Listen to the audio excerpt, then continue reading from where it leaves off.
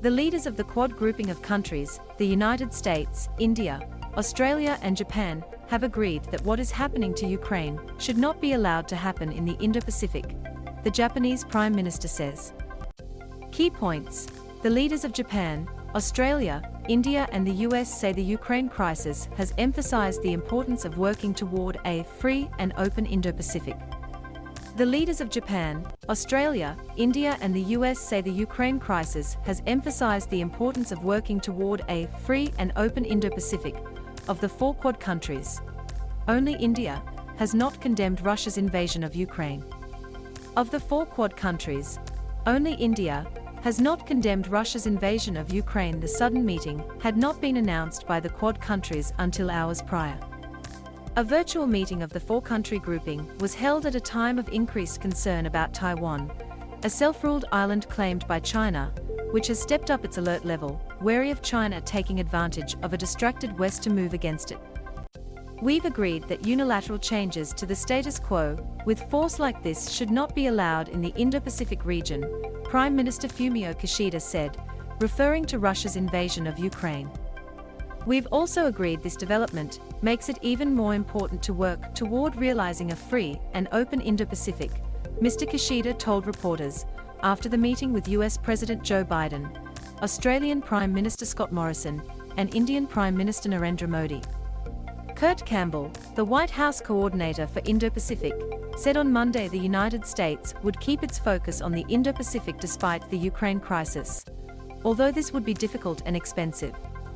He said Washington has been deeply engaged in 2 theaters simultaneously before, including during World War II and the Cold War.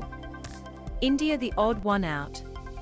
The United States sees the Quad and its growing relations with India as essential to its efforts to push back against China in the Pacific, but it is in a delicate balancing act with New Delhi, given the latter's long-standing ties with Russia. Of the 4 Quad countries, only India has not condemned Russia's invasion of Ukraine. Russia is the main supplier of arms to the Indian military, and India faces the possibility of US sanctions for its purchase of the Russian S-400 air defense system. Analysts say any moves by Russia hawks in the Biden administration to impose sanctions on India for working with Moscow could backfire and set back cooperation in the Quad. Mr. Campbell said on Monday that Washington remained bullish about its relationship with India. We have a deep dialogue with them on issues underway now, he told a Washington think tank.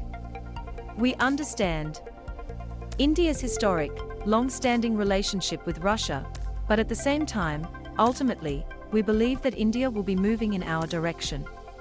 India's foreign ministry said before Thursday's meeting that it would follow a September summit of the Quad leaders in Washington, and they would exchange views and assessments about important developments in the Indo-Pacific. It was not immediately clear on whose request the meeting was called. None of the Quad countries had flagged it earlier. Quad foreign ministers met in Australia early last month and pledged to deepen cooperation to ensure the Indo-Pacific region was free from coercion, a veiled reference to China's economic and military activities. And their leaders are set to hold a summit in Japan in May. China has denounced the Quad as a Cold War construct and a clique targeting other countries.